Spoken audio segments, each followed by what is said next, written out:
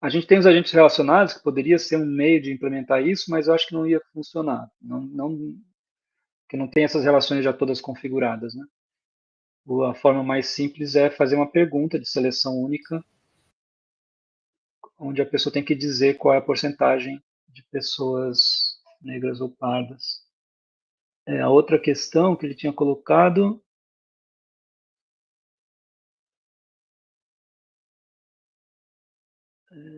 Outra questão era relacionada a um primeiro representante, se tem mais de um representante legal, primeiro, segundo, terceiro, e considerar isso, né? Que é um pouco nessa linha do que você acha que é uma linha de uma mesma resposta, né? Na mesma resposta, mas eu acho que. Porque isso é muito da construção do formulário, né? Não se costuma fazer essas perguntas até onde eu entendo, até onde eu vi os editais, geralmente só tem a pergunta do representante legal, né? Não do segundo, terceiro ou quarto, assim. Sim. Acho que para contextualizar um pouco também essa resposta do Rafa, gente, quando essa pergunta traz e o Rafa com um pensamento de desenvolvedor responde, ele está querendo dizer que a plataforma não coleta automaticamente, por exemplo, ela não tem informações no agente coletivo suficiente para aferir automaticamente que 20 ou 30 ou 40% são passíveis estão com possibilidade de serem apresentados como cotistas, né? Então, isso é o tipo de coisa que precisaria ser configurado no formulário do edital para conseguir ter essa pergunta, não é uma pergunta que vai vir por padrão com uma resposta automatizada, né? A Mariana pediu para falar aqui também, Mariana, por favor.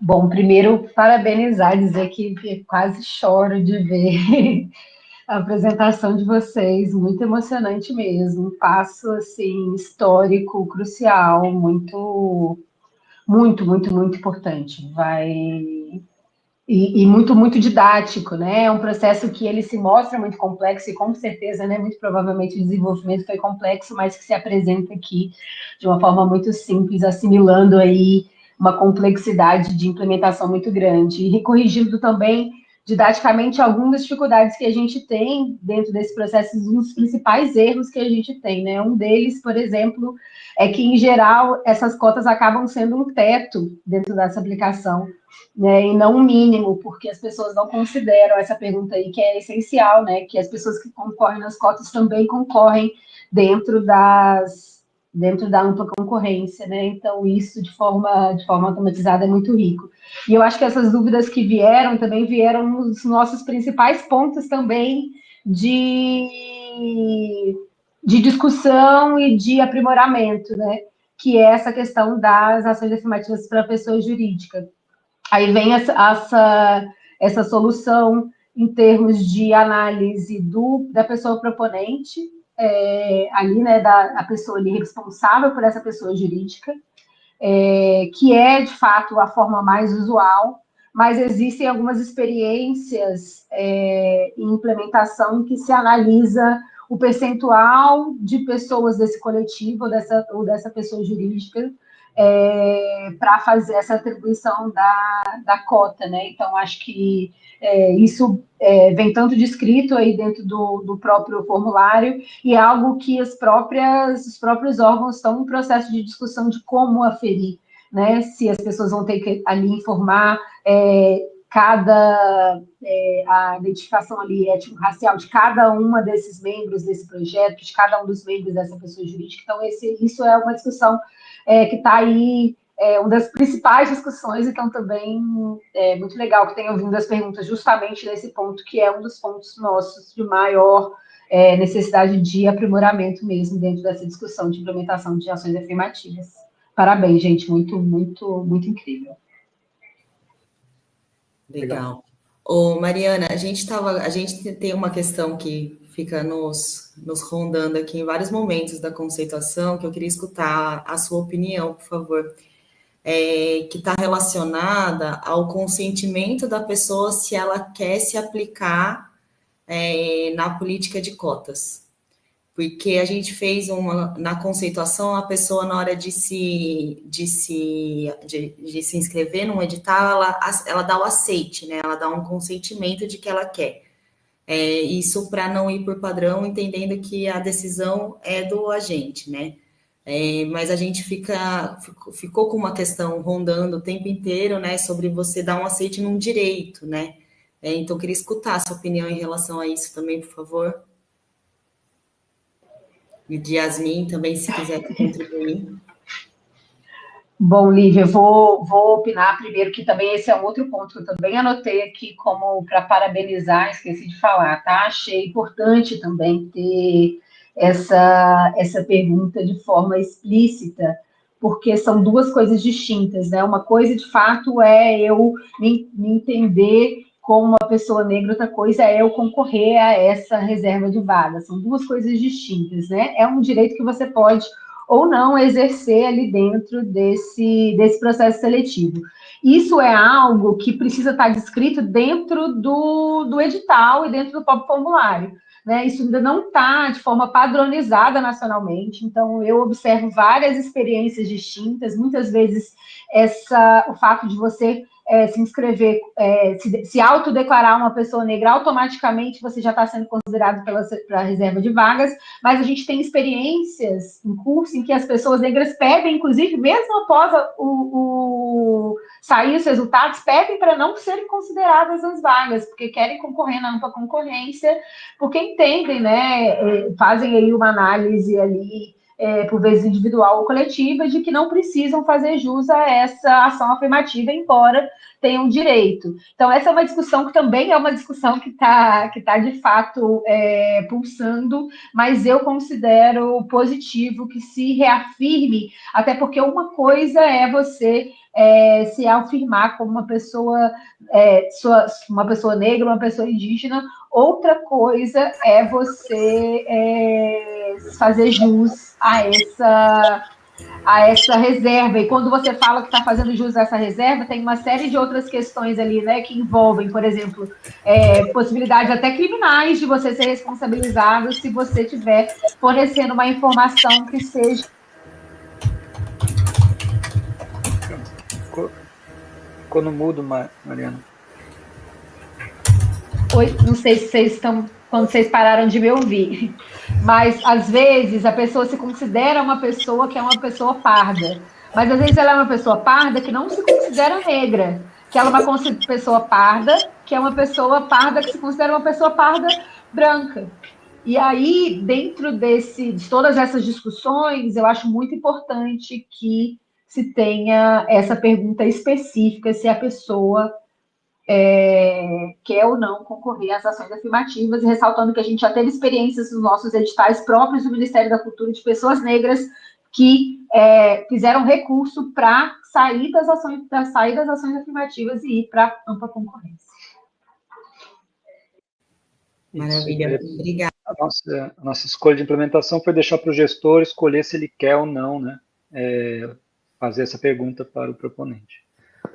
E Mariana, só um complemento também, com essa funcionalidade, a gente pode até deixar no título, no edital mesmo, de que a pessoa que ela pode acho que tem esse entendimento, eu posso concorrer como cotista, porém, se eu entrar dentro da ampla concorrência dos 70%, eu não vou ocupar uma vaga de cotas, eu vou concorrer na ampla concorrência de qualquer jeito. E aí, caso eu ficar abaixo, nesse exemplo de 0 a 100, né? Abaixo da vaga 71, na pontuação final, aí sim eu vou ocupar uma vaga de cotas. Então, também tem essa possibilidade dele só ocupar uma vaga de cotas, caso ele não entre na ampla concorrência, né? E talvez, não sei, estou supondo também que talvez a pessoa fale, pô, desse jeito eu topo em concorrer às cotas, né? Então, mas fica aqui só também porque tem essa possibilidade, só para complementar. Isso. Vamos mostrar agora as tabelas, né? Posso só, Rafa, antes de ir para as tabelas, queria só ver se Irene, Tamires e Yasmin querem trazer algumas colaborações ou questões aí sobre essas encruzilhadas conceituais, éticas, políticas e filosóficas que quando a gente trabalha com um módulo com esse propósito, a gente se deparou ali no processo, né? Antes de qualquer coisa, que eu esqueci de falar na minha fala inicial, é que Yasmin está imobilizada, mas também está mobilizada. Ela sofreu um pequeno acidente, ela está com a gente, mas ela está com o pé imobilizado. Então, ela está entre as tarefas que ela precisa executar na secretaria e nas fisioterapias e médicos. E ela me falou aqui no WhatsApp que precisava sair porque precisaria ir para um compromisso médico, a bichinha. Mas, tecnicamente falando, mas ela vai assistir nossa reunião novamente, ela vai ouvir que eu falei isso. Em relação a essas encruzilhadas que a gente se depara, eu acho que a estrutura inicial resolve muita coisa, né? A estrutura da construção de um edital muito bem definido e com essas especificidades muito nítidas, e também a construção e o valor real da construção de um formulário. Esses dois pilares são os pilares para a gente, né? Eu acredito que eu esteja contemplando a minha equipe técnica quando eu falo isso. A construção desses dois pontos são cruciais para o desenvolvimento de todo o processo, seja o proponente optando ou não pelas cotas, optando ou não pelas induções. Eu posso pedir também para que Yasmin se posicione em relação a isso. Posso perguntar se ela está perto de voltar, para que ela fale, porque eu tenho certeza que ela vai me contemplar na fala em relação a isso.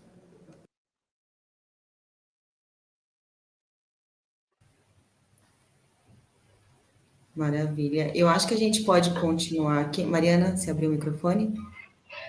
Queria só colocar socializar mais uma discussão que também reforça a importância dessa pergunta. Muitas vezes, né, tem algumas legislações estaduais que disciplinam, e principalmente legislações que disciplinam sobre as ações afirmativas dentro da educação, elas estabelecem que, uma vez que uma pessoa se autodeclara como negra, e se a gente tiver, dentro daquele processo seletivo, dentro daquele estado, dentro daquele município, alguma estratégia de verificação, né, o que no caso das pessoas eles é muito utilizado, por exemplo, as bancas de heteroidentificação, e a pessoa não passa nessa banca de heteroidentificação, ela é excluída do certame. Então, muitas pessoas que às vezes elas têm dúvidas se vão ou não passar, por mais que elas se autodeclarem como negras, elas preferem não concorrer às cotas para que não corram o risco de, caso sejam desclassificadas na banca de heteroidentificação, elas sejam excluídas, porque, em geral, a legislação diz que, uma vez que você se autodeclarou como negra, se você não passar na banca de heteroidentificação, você é excluído do certame, você não vai para ampla concorrência, você é excluído porque isso é identificado como uma possível fraude, né? Então, muitas pessoas que às vezes têm dúvidas, ainda estão nesse processo de entender sua autodeclaração étnico-racial, elas optam por não concorrer às cotas. Isso não quer dizer que essa autodeclaração para fins de política pública, para mim, é importante ter esse dado, de que ela é uma pessoa que se autodeclara como parda, mas que decidiu não concorrer para as cotas. Esse também é um dado importante para a gente dentro desse processo de implementação, porque isso ajuda a gente a avançar nesse processo de aferição dessa autodeclaração, que para a gente também é um ponto sensível. Então, esse dado para a gente também é importante. Por isso, mais uma vez, eu acho muito importante essa pergunta. Maravilha. Irene, se Yasmin conseguir voltar, a hora que ela conseguir, só avisar aqui que a gente traz a fala para ela, tá? Certo, Lívia, pode deixar. Estou tentando me comunicar com ela. Tá bom, fica tranquila. Mas deixa ela tranquila também para se cuidar, que depois ela pode trazer contribuições por escrito para a comunidade também. A gente tem nossos grupos aqui, né? E a gente pode continuar essa conversa de outras formas. E se for necessário até chamar uma nova conversa, enfim, se ficar muita dúvida. Bom, a gente tem uma apresentação das tabelas também aqui, né? Mas queria saber se mais alguém quer trazer perguntas, considerações, observações sobre essa parte do módulo de cotas. Por favor, Emily. Tem alguma... existe alguma comprovação para essa participação de cotas dos agentes e dos coletivos? Vocês me ouviram? Sim. A sua pergunta é se os agentes culturais ou coletivos, empresas, organizações, precisam comprovar por alguma documentação sua identidade, é isso? Isso. Tá, alguém quer responder? Cheguei. Quando nós construímos o formulário, nós perguntamos, né, se o proponente se autodeclara. No momento que ele se autodeclara, a gente já entende que aquela autodeclaração é o suficiente naquele momento. Para a Audi Blanc, nós estamos trabalhando na implantação de uma banca de heteroidentificação, que vai nos ajudar em todos esses projetos. Para a LPG, nós trabalhamos sob demanda. Então, à medida que nós fazíamos as divulgações dos resultados, quando a sociedade civil fazia algum tipo de denúncia, a nossa banca atuava. A gente entendeu que isso não era o suficiente, a gente entendeu que é necessário trazer uma banca especializada nisto para fazer esta etapa de trabalho. Mas, respondendo efetivamente, a autodeclaração bastava, neste momento da LPG. Perfeito. Muito obrigada, pessoal. Parabéns. Obrigada. Mariana, você quer contribuir em relação a isso? Posso. Esse é um dos pontos também sensíveis de discussão, né? A gente sabe que existem fraudes dentro dessas declarações. A banca de heteroidentificação vem sendo uma estratégia muito utilizada, né? A gente bebe aí da experiência da educação e traz essa estratégia. Hoje, na Política Nacional Audi Blanc, o Ministério da Cultura ele não obriga que os estados e municípios se utilizem da banca de heteroidentificação como meio de aferição. A instrução normativa, tanto a número 5 quanto a número 10, ela traz algumas opções, né, que podem ser utilizadas. A banca de heteroidentificação é uma delas, mas existem outras estratégias que estão sendo... A gente está num cenário de inovação, né? Então, o nosso objetivo principal é coletar as estratégias que estão aí sendo implementadas. A gente já tem notícia de diversas, né? Tem lugares que estão utilizando, por exemplo, as cartas consubstanciadas, que são também experiências de algumas universidades dentro desse processo de cotas para ingresso na graduação, que são, por exemplo, cartas em que a pessoa faz por vídeo ou por escrito, escreve por que ela se considera uma pessoa negra, por que ela se considera uma pessoa indígena, né? Tem lugares que pedem uma declaração, por exemplo, de pertencimento no que diz respeito aos povos e comunidades indígenas. Tem lugares que consideram só autodeclaração. Tem lugares que montam uma comissão junto com a sociedade civil dentro dos conselhos para fazer essa aferição. Tem lugares que utilizam a banca de heteroidentificação, como foi relatado aqui pela Secretaria de Pernambuco, só no caso de denúncia. E aí, dentro desse processo, os próprios órgãos entendem, olha, aqui talvez não foi suficiente só em caso de denúncia, vamos implementar a banca de heteroidentificação para todos os casos. Então, a gente tem muitas experiências diversas hoje em curso. O que a gente está fazendo é mapeá-las para que aí a gente possa definir qual seria essa estratégia mesmo mais adequada para a cultura. Mas hoje não existe uma obrigatoriedade, não é padronizado isso. Então, alguns utilizam, que já estão mais avançados, como é o caso de Pernambuco, mas a gente não teria, por exemplo, como fazer uma implementação nacional, imagina, né? Todos os estados e municípios brasileiros implementando bancas de identificação simultaneamente. Nós não temos nem profissionais suficientemente formados para esse processo de implementação. Então, isso não poderia ser obrigatório, né? E isso também, essa não obrigatoriedade também tem possibilitado para a gente captar outras estratégias que estão sendo utilizadas, que não foram ainda implementadas. Então, a gente tem bastante coisa diversa acontecendo no Brasil. Maravilha.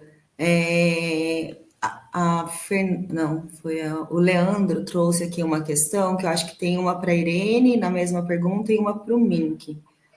para a Mariana, né? Para a Irene, é sobre como que também essas cotas se aplicam para a identidade de gênero e orientação sexual, como que pessoas trans também vão ser incluídas nessas políticas, se vai ser dentro de gênero.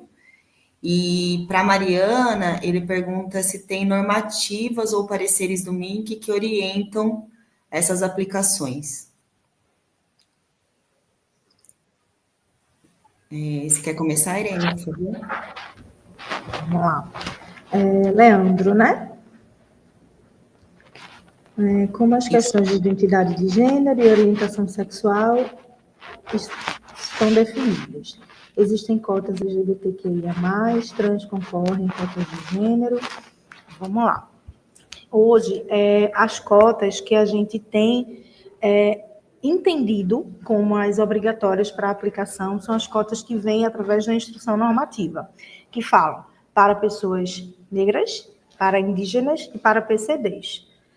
A gente tem também, dentro de Pernambuco, as induções, e as induções contemplam gênero, contemplam LGBTQIA+, contemplam pessoas idosas, contemplam mulheres. Então, além das reservas de cotas, que são as que a instrução normativa nos determina, nos orienta, a gente também tem as induções, que, por exemplo, para pessoas idosas, é de 5%. Essa indução é feita sobre o percentual, sobre a nota final depois da avaliação de mérito. Então, eu tenho 3 pareceristas que avaliam esta proposta de uma pessoa, do agente principal que se declarou idoso e que comprovou ser idoso, através da carteira de identidade, por exemplo. Esse proponente, após a avaliação de mérito da banca de seleção, a nota dele tem um percentual de 5%. A média da nota dos 3 pareceristas tem um percentual de 5%. E assim vai também para mulheres cis, para LGBTQIA+, e para todas as minorias que a gente precisa contemplar. Eu também vi outra pergunta que fala sobre indígena. Eu não sei se eu já passei. Vi. De Janaína. Eu já posso ir seguindo, Lívia? Você prefere que a gente vá respondendo? Não, pode ser, daí depois só passar para a Mariana, que ela vai responder das instruções normativas e pareceres. Certo. Janaína nos pergunta se uma menina que acordou com seu cabelo liso fez achar que ela era indígena. Esse fator já está bom? Tá. No caso de comunidades quilombolas e indígenas, é o único caso para a autodeclaração que nós pedimos a comprovação. E como a gente explica essa comprovação? A pessoa que está se autodeclarando vai até a sua comunidade, vai até o seu mestre, vai até o líder da comunidade e pede essa declaração. Então, o líder da comunidade declara que esta pessoa que se identifica enquanto indígena faz parte daquela comunidade. Então, para isso, não necessariamente porque ela acordou e acha que é indígena é o suficiente. Nesse caso, a gente precisa, de fato, da autodeclaração assinada pelo mestre ou líder da comunidade. Se for ficando mais alguma dúvida, se forem surgindo outras dúvidas, vocês perguntam.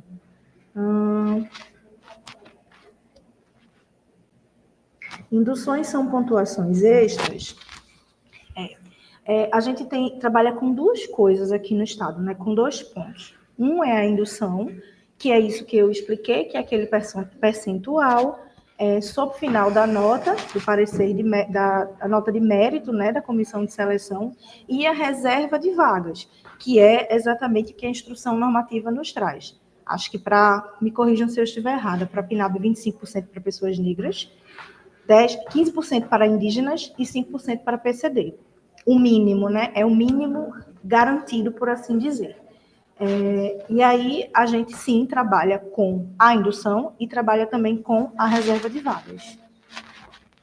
Eu acho que é isso, mas se eu não me fiz entender ou se mais alguém tiver alguma pergunta, aí eu passo para a Mariana, para mais uma vez enriquecer nosso encontro. Obrigada, Irene.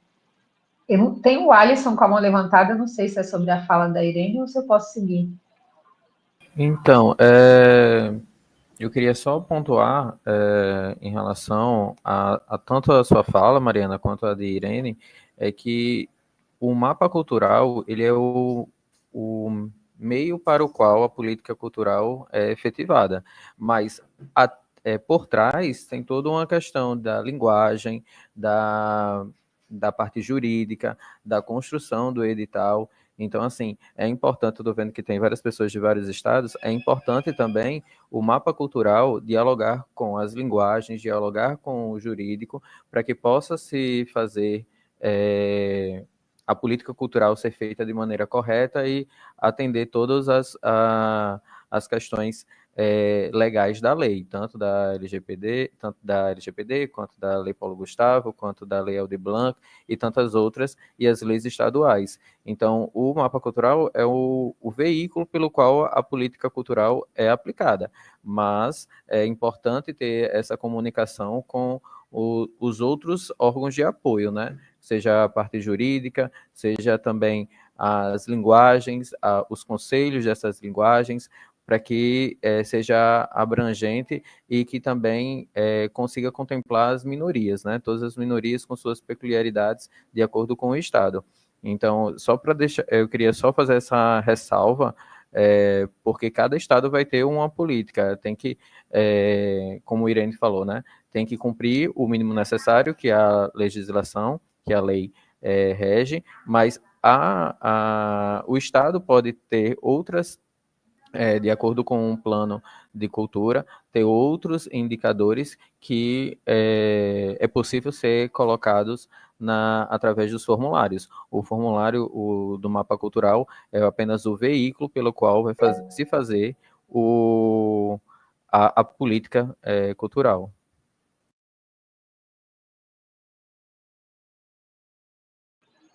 Quer falar agora, Irene, ou depois de mim? Obrigada, Mariana. É só pegando o gancho da fala de Alisson. É por isso que nós dizemos tanto que é muito importante se debruçar em relação ao edital e em relação ao formulário. Nós pedimos um tempo e nós temos também um tempo de teste dos setores, né, da área demandante, que normalmente são as coordenações dos editais, para que tudo saia perfeito, para que as necessidades do edital, em todas as esferas, seja para fazer política pública, seja para atender minorias, seja para atender instruções normativas, seja para atender o próprio objeto do edital, elas estejam plenamente contempladas naquele instrumento, que, como a Alisson bem disse, é o formulário dentro da plataforma. A construção do formulário é de extrema importância, porque é a partir deles que nós vamos extrair esses dados para que o observatório consiga municiar a nossa gestão com os estudos que eles fazem. Então, de novo, eu repito, toda a construção da política pública, utilizando o mapa cultural, é feita a partir do formulário. A construção do formulário é de extrema importância. Pronto, Mariana. Não, maravilha. Eu acho que, na verdade, tanto Irene quanto Alisson, eles já falaram boa parte do que eu ia falar, porque trazer luz, assim, primeiro que a gente está estruturando, né, quando a gente está falando de todos esses grupos e de todas essas, tanto vulnerabilidades quanto potências e especificidades, a gente tem um Brasil muito diverso. E ele é tanto diverso, tanto de expressões culturais, populações, quanto também de legislações e momentos políticos de implementação. Dentro desse processo de implementação nacional, o que a gente está fazendo, a gente estabelece mínimos que são obrigatórios para todos esses estados, todos esses municípios, todos esses territórios, e estabelece também orientações de como ir atrás dessas especificidades. Né? Então, a gente tem a primeira coisa que eu acho que precisa ficar bastante nítida é que a gente tem vários mecanismos de estímulo à participação, ao protagonismo de todas essas populações que a gente vem citando aqui. Um desses mecanismos é a cota. Outro mecanismo são os critérios diferenciados de pontuação. Um outro mecanismo são editais específicos. Então, eu posso ter um edital que é 100% para pessoas indígenas. Outro mecanismo são categorias específicas dentro dos editais, exclusivamente para determinadas populações. E outras modalidades de ações afirmativas que ainda podem surgir desse processo, porque, como eu disse, a gente está no cenário de inovação. Para tudo isso a gente ter sucesso, então a gente precisa assegurar os mínimos, que são esses que estão aqui estabelecidos, né? Hoje, na PNAB, de 25% para pessoas negras, 10% para pessoas indígenas, 5% para pessoas com deficiência. Esses são mínimos de cotas. Não quer dizer que as cotas vão ser só para esses grupos. As cotas podem ser para outros grupos, então a gente cita que esses mecanismos devem ser instituídos para mulheres, pessoas negras, pessoas indígenas, comunidades tradicionais, comunidades de terreiro, comunidades quilombolas, populações nômades, ciganas, LGBTQIAPN+, pessoas idosas, pessoas em situação de rua, né? Então, vou ter estados que eu vou ter pessoas em situação carcerária, vou ter outros estados que eu vou ter os ribeirinhos, tem lugar que os povos que a gente precisa proteger são do mar, outros lugares são do rio, né? Então, tem uma série de especificidades territoriais que têm que ser observadas. Por isso que a gente fala que podem ser outras modalidades que você tem que observar a legislação federal, estadual, municipal, distrital das temáticas, mas principalmente, né? E para além das realidades culturais e sociais, as propostas que são elaboradas nos espaços de participação social. Porque determinado lugar, por exemplo, já tem lugares que eu tenho cotas para pessoas LGBT. Em outros lugares, a própria demanda da população LGBT que participou do processo de participação social não era por cota, era por edital específico, era por uma categoria. Então, isso varia muito de lugar para lugar, né? Então, por isso que o Ministério da Cultura ele não faz uma padronização nacional, porque nosso objetivo, na verdade, é reconhecer a nossa diversidade cultural. Então, esse processo de entender, o que vai ser cota aqui nesse território, o que vai ser pontuação específica aqui nesse território, depende das legislações locais, depende do diálogo dentro desses espaços de participação sociais.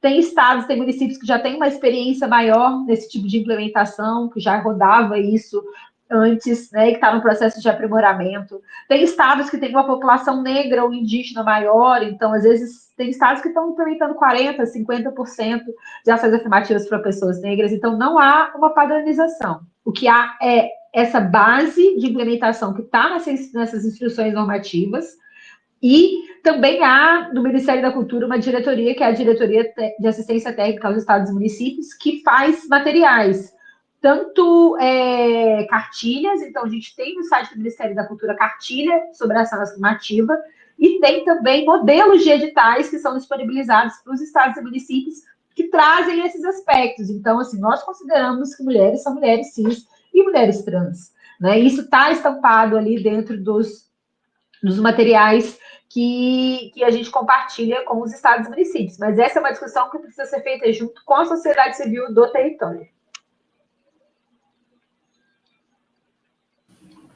Mariana, tem link para esses materiais? Que se tiver você puder compartilhar no chat.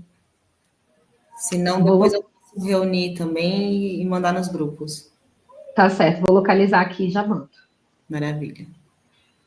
Bom, gente, acho que então aqui são 15h51. Acho que a gente finaliza aqui a parte de demonstração das cotas e conversa sobre esse módulo, né?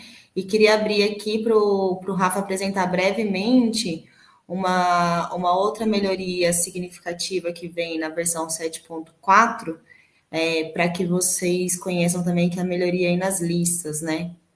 Então, vou te pedir, Rafa, por favor.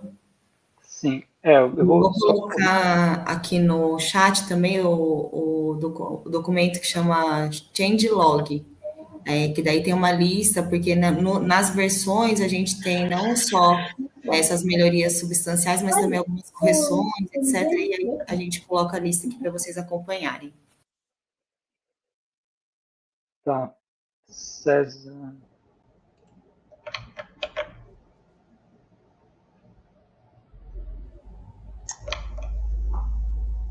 Tá dando para ver?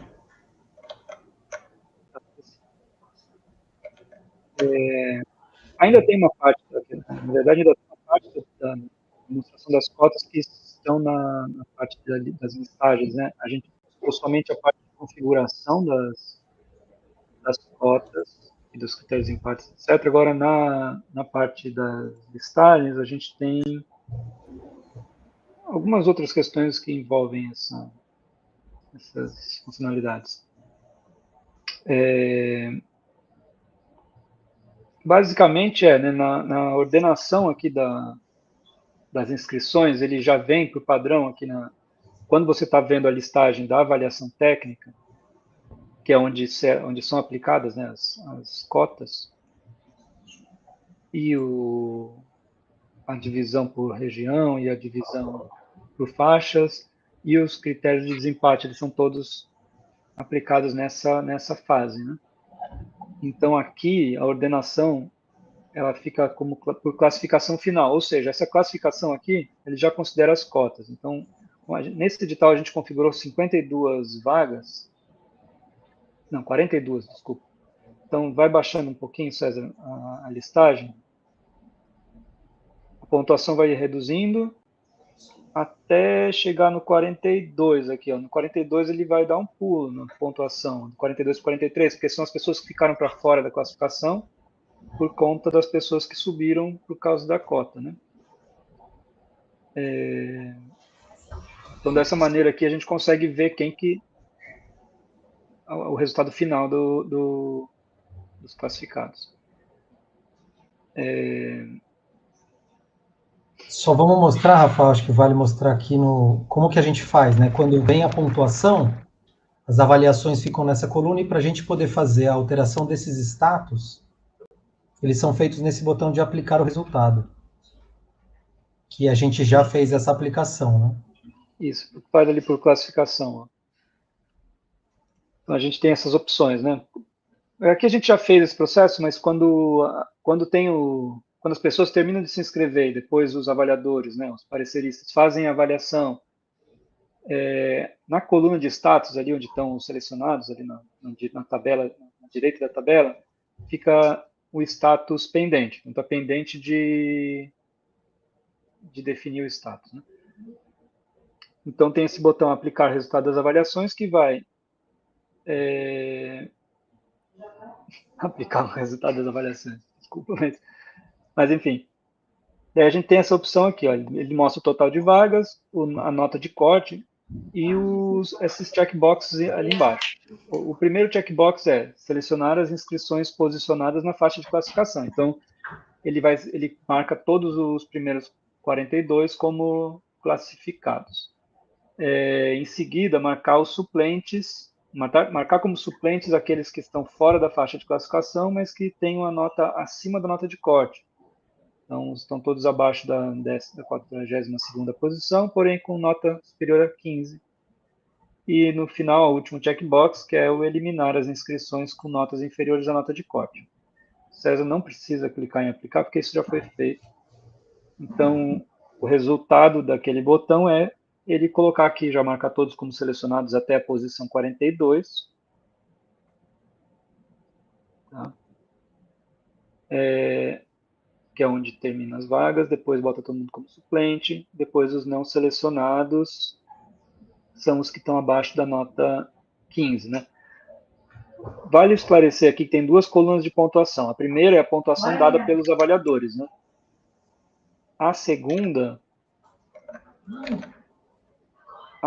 coluna de pontuação é a pontuação final, já com a bonificação configurada no bônus por pontuação. Indução por pontuação varia o nome, né? Então, por exemplo, essa Cláudia Oliveira, ela ganhou 10% de pontuação, né? Ela teve 30%, teve nota 30, com mais 10% ficou com 33. Lá para baixo, a nota de corte, ele vai usar a pontuação final. Então, pode ver que aqui, ó, 15.4, passo como suplente, o que tem 14 fica como não selecionado. Mostrando um pouquinho rapidamente a interface aqui, vai para cima um pouquinho, César. A gente consegue habilitar outras colunas ali na esquerda. por exemplo, coloca ali raça, cor do dono coletivo, faixa, tipo de proponente.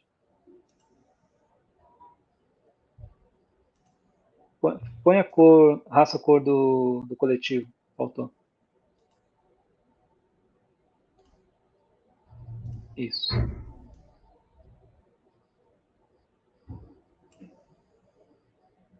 Certo.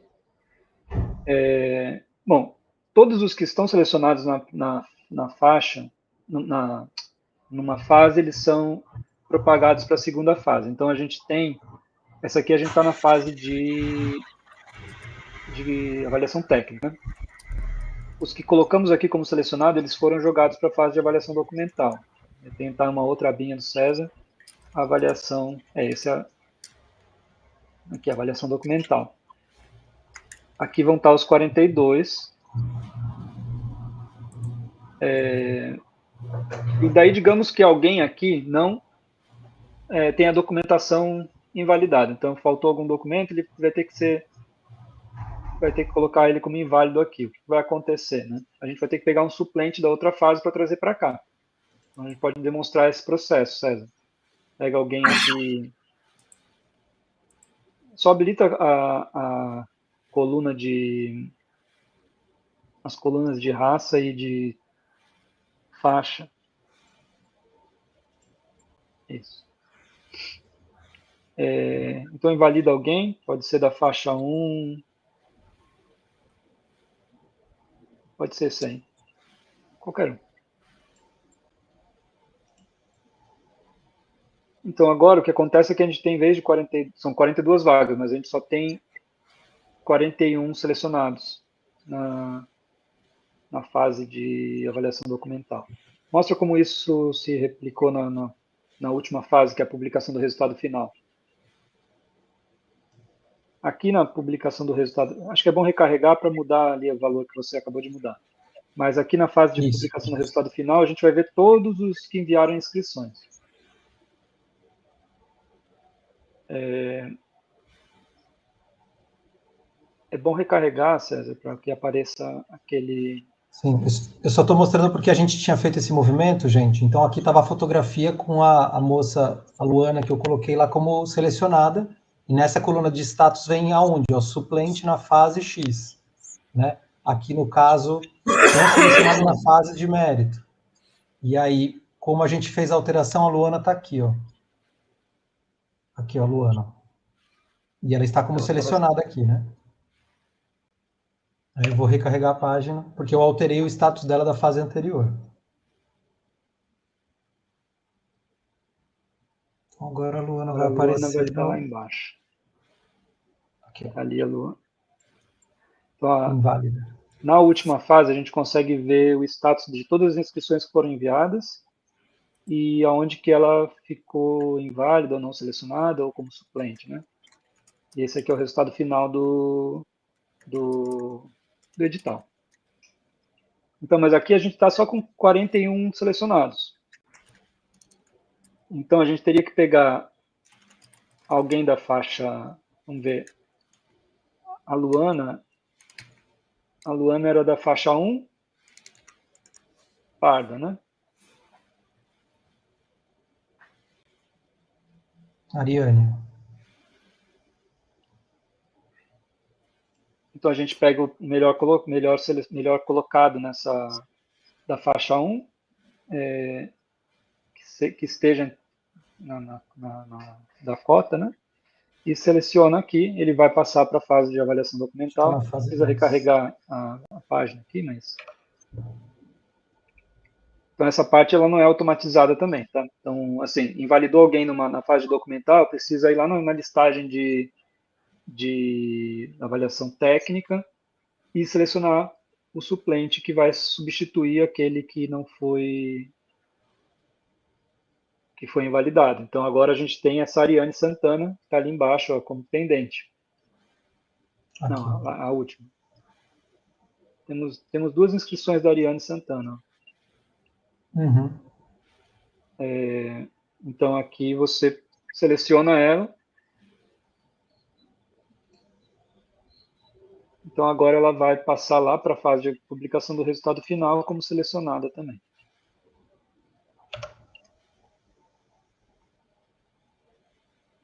E é assim que faz o processo de selecionar os suplentes, né?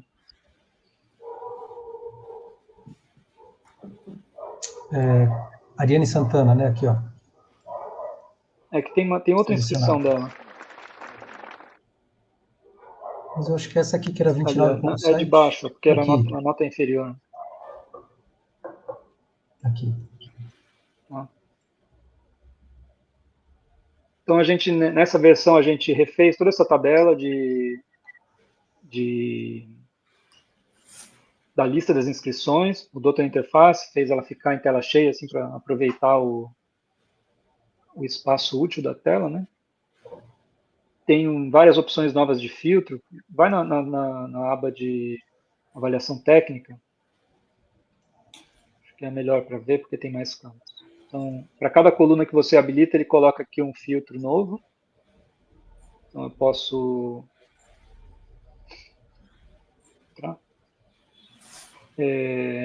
Uma outra novidade que foi muito desejada muitas vezes é a possibilidade de colocar separado por vírgula. Por exemplo, eu quero pegar 3 inscrições, então eu coloco ali na palavra-chave, pego 3 números de inscrições separados por ponto e vírgula, ponto e vírgula.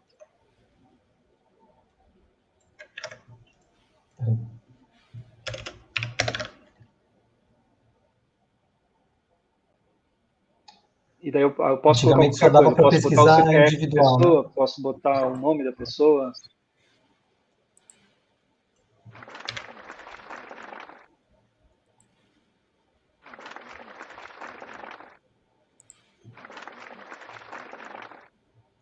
Eu acho que das principais questões da versão 7.4 é isso. A gente poderia dar uma olhadinha no changelog, tem outras melhorias, mas eu acho que o principal mesmo que a gente tinha para apresentar era na parte de configuração de cotas e essas tabelas de... Essa aplicação do resultado, Rafael, o Fagner está aqui e nos editais, quando tem que fazer a mudança dos status na fase de avaliação técnica, tinha que fazer individual, né? E agora dá para fazer em lote aqui, né? Ou pela pontuação, ou pela classificação. Essa é uma melhoria também. Mas é isso, eu acho que a gente, por aqui, apresenta os principais pontos, né? Maravilha, gente.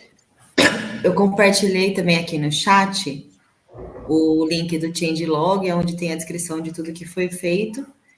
E, Cezinha, acho que você pode compartilhar aqui também o link dos canais no Telegram, para quem está aqui, quiser entrar e tiver dúvida também, que a gente se organiza aqui e faz as conversas da comunidade. Tem algumas perguntas aqui para a gente finalizar, sobre se essa tela de inscrições ela gera planilha ou relatório, se tem exportação, se a exportação é em CSV e se esses dados podem ser consumidos por uma API. Quem que fez a pergunta? Foram Leandro e Uriel. Tá. Uriel também perguntou, Rafa, se esses status disparam notificação, comunicação para o cliente. Tá. Bom, primeiro sobre se é possível exportar para um CSV. Se eu não me engano, hoje, por padrão, o botão... acho que não está mais apresentando a tela, mas ali tem um botão de baixar inscritos, tá? Eu acho que ele vem como CSV já. A gente está refatorando toda essa parte, reimplementando toda essa parte de exportação de planilhas. Então, a ideia é que você possa escolher o formato.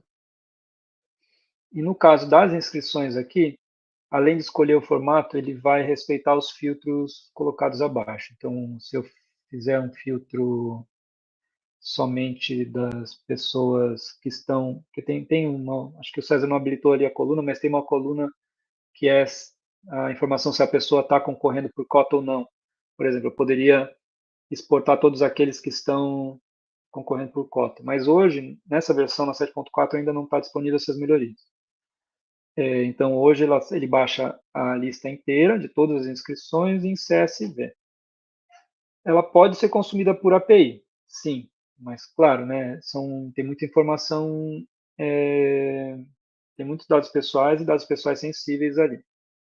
Então, quem pode acessar isso via API são as pessoas que podem ver essa tabela. Então, quem são os gestores. Para isso, você precisa informar um token de autenticação na API. Então, assim, a resposta é sim, você consegue, toda aquela planilha ali, ela é feita via requisições numa API que você pode fazer a partir de um outro sistema, desde que você forneça um token no cabeçalho da requisição. Pode falar. Vocês desculpam, gente, eu vou aproveitar então só para fazer essa última pergunta aqui, que basicamente é assim, eu perguntei da API porque às vezes a gente vai ter áreas dentro da prefeitura que são correlatas a toda a gestão do edital que não estão exatamente ali dentro, como a gente estava falando, o jurídico ou uma área financeira que a gente, ao começar a fazer a entrada para o mapa cultural de uma secretaria, possivelmente nem tudo vai estar rodando, né, quando precisa. Então, se haveria essa possibilidade de conectores de API, para que, de repente, caso houver essa possibilidade técnica, uma outra secretaria que vai precisar monitorar, auditar ou escutar o que está acontecendo ali, ela possa enxergar esses dados de forma em tempo real, sem ainda ter sido implementado o mapa cultural inteiro, sabe? Então, não é uma coisa para fora da prefeitura, né? Seria para dentro mesmo, ou do governo do estado, seria para dentro da estrutura, mas que ele pudesse ser compartilhado para todas as áreas que precisam consumir esse dado e manipular eles. Mas, enfim, a resposta eu acho que é aquela. A gente tem as APIs, você pode consultá-las desde que você mande um token de autenticação. Via painel de controle, você pode criar as chaves e daí você usa essas chaves para gerar o token. Tem no site da documentação do Mapas como fazer isso. Ah, legal. É uma documentação um pouco antiga, mas essa parte dos tokens ali, ela acho que está atual. Não mudou. E também o Mapas ele tem bastante, ele é bastante flexível para a criação de plugins para o Mapas. Então, se na sua secretaria você poderia criar um plugin que escutasse alguns eventos e daí disparasse chamadas para uma outra API, por exemplo. Tá? Não é nada complexo fazer esse tipo de implementação no Mapas Culturais. E só reforçando o cuidado com as informações, né? Então, para não deixar os dados sensíveis e os dados pessoais, né? Se for trazer dados assim individualmente, que eles sejam anonimizados. Pode falar, Bruno. Não, também dando um destaque sobre APIs, foi uma pergunta muito interessante. O Mapas, a gente sempre teve um cuidado grande dele, dentro dos conceitos de dados abertos, ter APIs para muitas das coisas. Então, ele tem bastante possibilidade de integrações, de extensão em plugins. Ele é bem rico em termos de ferramentas e possibilidades de integração com outras áreas de prefeituras, estados e ambientes, né? Então, ele já tem, né, as APIs prontas, como o Rafa falou, com autenticação, né, com todo o cuidado com a LGPD e a privacidade dos usuários, ao mesmo tempo que dá muito poder com o sistema de permissões do Mapas para as possibilidades de integração das secretarias com tanto de leitura dos dados do Mapas quanto de inserção de dados de outras áreas para Mapas Culturais. Então, o Mapas está bastante pronto, a gente fica querendo, inclusive, mas que eles têm plugins de WordPress que leem eventos do Mapas, tem muitas possibilidades de integração, a gente sempre tenta fomentar a comunidade para tentar ampliar as possibilidades aí de extensão e interoperabilidade com o Mapas. Muito bom, pessoal, parabéns. Aí, só para finalizar aqui a pergunta do Leandro, é se houve alguma alteração na taxonomia, nomenclaturas, agentes culturais, segmentos, etc. Posso responder essa, gente? Mas a gente não fez nenhuma mudança nesse sentido ainda, Leandro. Porque esse tipo de mudança a gente entende que ela é estruturante, É uma conversa antiga, inclusive a gente sabe que na oficina que foi realizada com o Ministério da Cultura e a equipe da UFPR, isso foi uma questão importantíssima, super relevante, levantada, e ela é levantada desde 2013, quando o mapa surgiu. Mas, mesmo sendo um ponto de atenção, a opção sempre por seguir o padrão ontológico do Ministério da Cultura, das políticas culturais, ela permanece para não perder aí uma estrutura de comunicação entre as instalações e entre as informações, né? Mas já, acho que foi em 2015, foi formado um GT de ontologia, e agora vai ser novamente retomado isso. Acho que a Juliana, você está aqui, Juliana? A Domingue, da Subsecretaria Estratégica? Acho que a Juliana não está mais aqui. Ela precisou sair, Lívia, tinha uma reunião com o MGI, ela teve que ir. Ah, você quer responder aqui também, Mariana? Qual foi a pergunta, a última? Sobre a mudança na taxonomia, né? Porque na oficina que teve em Brasília, sim.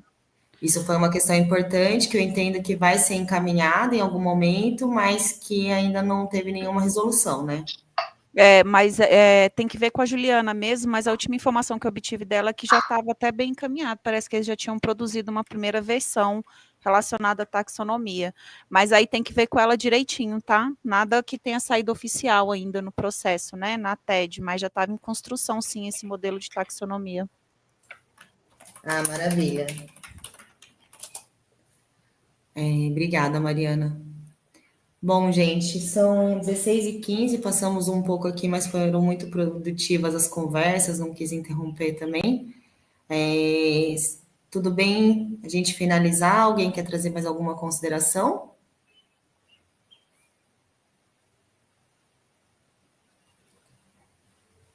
Então, vou considerar um silêncio como tudo bem.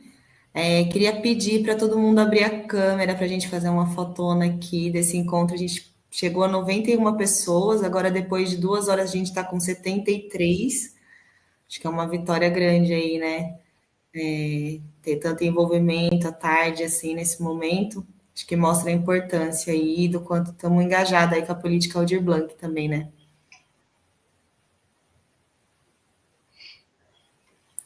Gente, eu vou pedir para mais uma pessoa tirar foto além de mim, porque da última vez que eu tirei a foto não foi. Não salvou. Fiquei traumatizada. Então vamos lá, gente. Foto.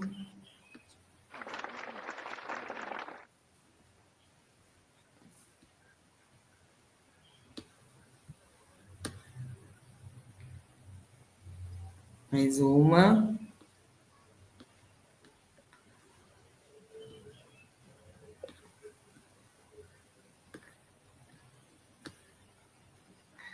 Maravilha, gente. Agradeço aqui a participação de todas, todos e todes.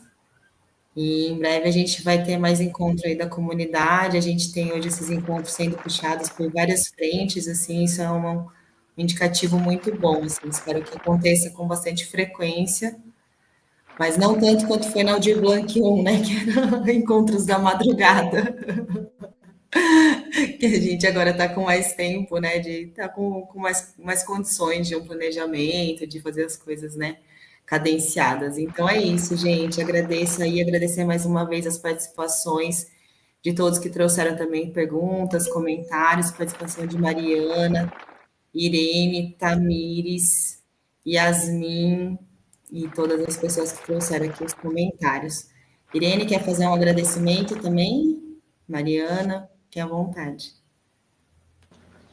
Eu sigo falando da importância, né, dessa ajuda, dessa colaboração que todos tiveram para que essa versão saísse, para que esse desenvolvimento saísse. Foi muito importante, foi um trabalho a várias mãos que a gente quer continuar. Então, eu, mais uma vez, trago aqui o nosso compromisso de desenvolver, de evoluir e de trazer a cada dia as nossas experiências e dividir com vocês. É muito importante. A cada momento que a gente se encontra, a cada novo encontro, a gente bebe mais da sabedoria de cada um. E essa troca é sempre muito importante. E HackLab, como Yasmin disse, eu só reforço, ninguém solta a mão de ninguém. Vamos embora para as próximas aventuras.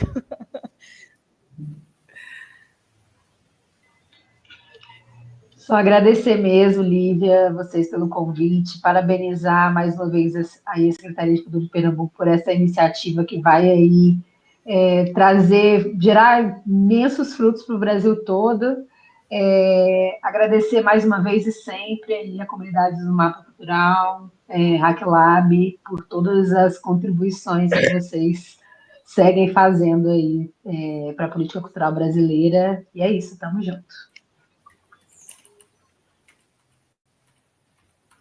Maravilha.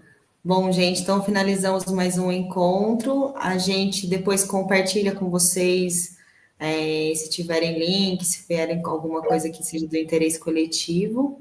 E César vai fazer a fala de fechamento, César. A fala de fechamento aqui, fazendo jus ao senso de comunidade, né? Os tutoriais em vídeo tutoriais que a gente vai fazer aqui